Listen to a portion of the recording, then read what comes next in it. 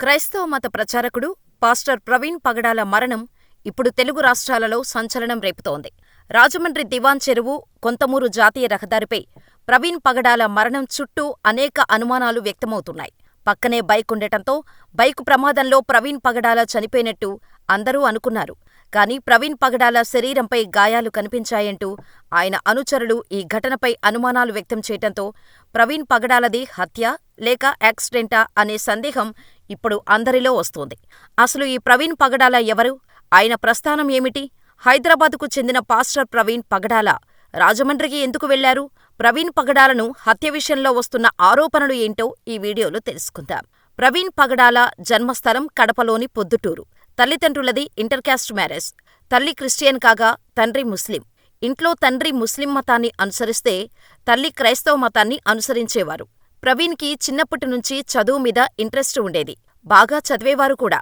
అయితే ఇంట్లో ఉండి అల్లరి చేయటంతో ప్రవీణ్ అల్లరి కంట్రోల్ చేయాలంటే హాస్టల్లో వేయడమే కరెక్ట్ అనుకుని 6th క్లాసులో హాస్టల్లో చేర్పించారు.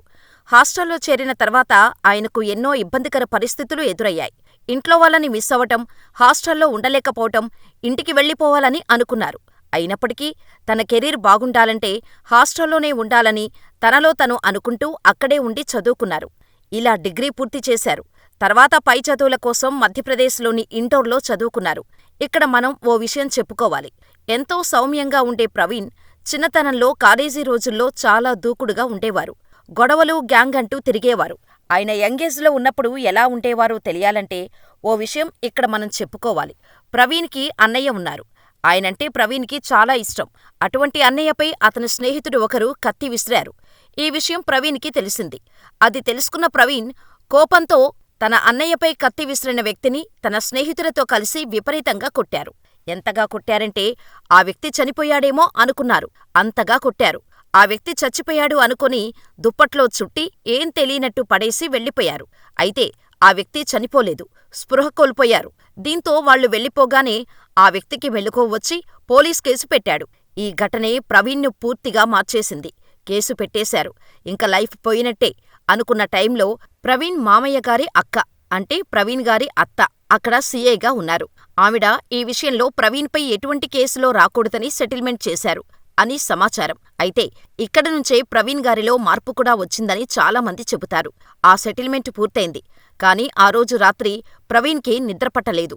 ఏదో చాలా పెద్ద తప్పు చేశాను అనిపించింది. ఆయనలో ఆయనే మాట్లాడుకోవటం మొదలుపెట్టారు. నేనేంటి ఇలా ఉన్నాను? ఒక మనిషిని చంపేంత కోపం నాకెందుకొచ్చింది? ఇంత దారుణంగా నేను ఎలా ప్రవర్తించాను? ఒక వ్యక్తిని ఇలా చంపేయాలి అనుకున్నాను అనుకుంటూ ఇంక జీవితంలో ఇలా ప్రవర్తించకూడదు అనుకున్నారు. అప్పటికే డిగ్రీ పూర్తి చేసిన ప్రవీణ్ ఇంటికి దూరంగా చదువుకోవాలని అనుకున్నారు. అదే టైంలో అంటే 1997 ప్రాంతంలో ఆయనకు క్రిస్టియన్ యూత్ మీటింగుకు ఆహ్వానం వచ్చింది.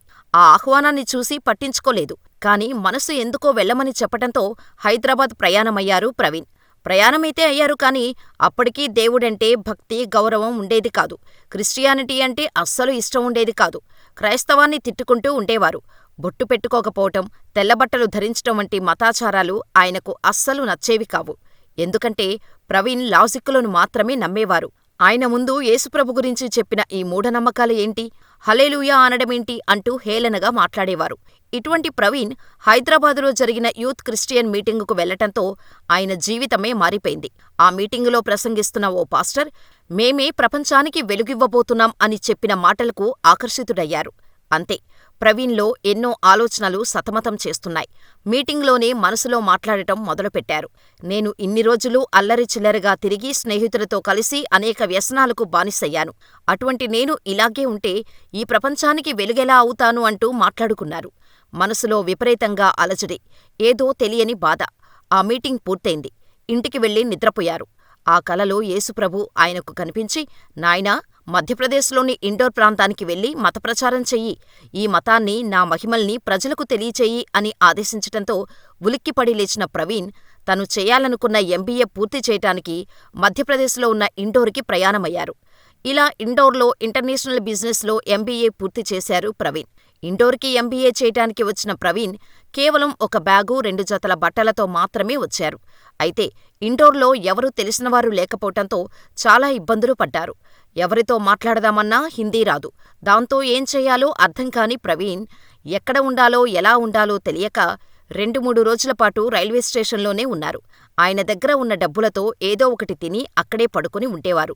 తర్వాత ఎంబీఏలో చేరిన ఆయన హిందీ నేర్చుకోవటం మొదలుపెట్టారు. విపరీతంగా శ్రమించారు. ఇలా ఆయన ప్రయత్నం ఫలించింది. కేవలం నెల రోజుల్లోనే అనర్గళంగా హిందీ మాట్లాడటం నేర్చుకున్నారు. హిందీ ఆయనకు ఎంత బాగా వచ్చిందంటే అనర్గళంగా, స్పష్టంగా హిందీలోనే క్రిస్టియానిటీ గురించి ప్రసంగించే నైపుణ్యాన్ని సంపాదించారు. ఆయన ప్రసంగాలు చాలా బాగుండేయి. ఆయన ప్రసంగం చేస్తుంటే అక్కడున్నవారు వింటూనే ఉండేవారు. ఇలా ఆయన ప్రసంగాలకు విపరీతమైన ప్రజాదరణ రావటంతో టీవీల్లో ప్రవీణ్ ప్రసంగాలను ప్రచారం చేసేవారు. ఇదంతా గమనించిన ఓ పాస్టర్ కుటుంబం ఆయన్ని తన మనిషిగా చేరదీశారు. అంతేకాదు, ప్రవీణ్ మంచి మనసు, దేవుడిపై చూపించే భక్తి చూసి ప్రవీణ్ని తమ అల్లుడిని చేసుకోవాలని అనుకున్నారు. మా కూతురుని చేసుకుంటావా అని ప్రవీణ్ని అడిగారు. అలాగే ప్రవీణ్ను పెళ్లి చేసుకోవడం ఇష్టమేనా అని వాళ్ళ కూతురుని అడగ్గా ఇద్దరూ ఇష్టమే అని చెప్పటంతో ఇద్దరికీ 2006లో వివాహం జరిపించారు. ఇలా కొంతకాలానికి ప్రవీణ్ దంపతులకు ఓ కుమార్తె జన్మించింది. అయితే ఆ అమ్మాయి ఎప్పుడూ అనారోగ్యంతో బాధపడుతూ ఉండేది. దీంతో ప్రవీణ్ నా కుమార్తె బతుకుతుందా లేదా అనే స్థితికి వచ్చారు. నిరంతరం దేవుడి సేవలో ఉంటే నాకు ఇన్ని కష్టాలేంటి, నా కూతురు ఇలాంటి కష్టాలేంటి అంటూ బాధపడేవారు. దేవుడితో ఎన్నోసార్లు గొడవపడేవారు. కొంతకాలానికి వారి అమ్మాయి ఆరోగ్యం కుదుటపడింది. అయితే ఇలా ఎన్నో కష్టాల్లో ఉన్న ప్రవీణ్కి ఆయన భార్య ఎప్పుడూ అండగా ఉంటూ వచ్చారు. ఈ విషయాన్ని ప్రవీణే చాలాసార్లు స్వయంగా చెప్పారు. అంతేకాదు, ఆయన క్రైస్తవ మతం కోసం ఎంతో చేశారు. సాఫ్ట్వేర్ కంపెనీలను స్థాపించి అందులో వచ్చిన డబ్బును పేద ప్రజలకు, క్రైస్తవ మత ఆలయాలకు డొనేషన్స్గా ఇచ్చేవారు. అంతేకాదు, ఎన్నో వృద్ధాశ్రమాలు, అనాథాశ్రమాలు రన్ చేస్తున్నారు. క్రైస్తవ మత ప్రచారంలో అంతర్జాతీయ క్రైస్తవ ప్రసంగికుడిగా కొనసాగుతూ తన సహాయాన్ని అందిస్తూ జీవిస్తున్నారు.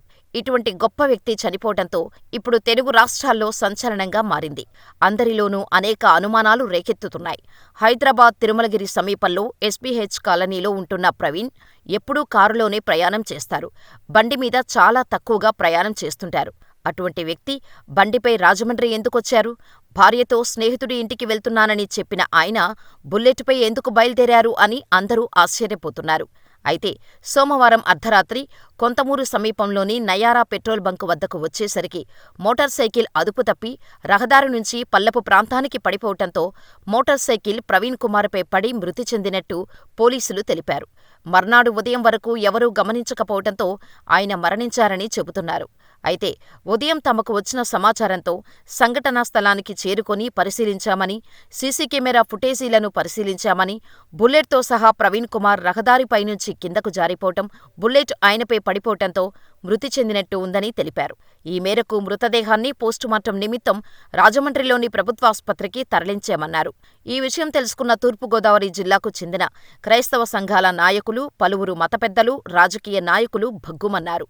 ప్రవీణ్ మృతదేహాన్ని చూసినవారు ప్రవీణ్ని ఎవరో చంపి పడేశారని, ప్రవీణ్ ఒంటిపై గాయాలు ఉన్నాయని, రాడ్డుతో కొట్టినట్టు కనిపిస్తోందని చెబుతున్నారు.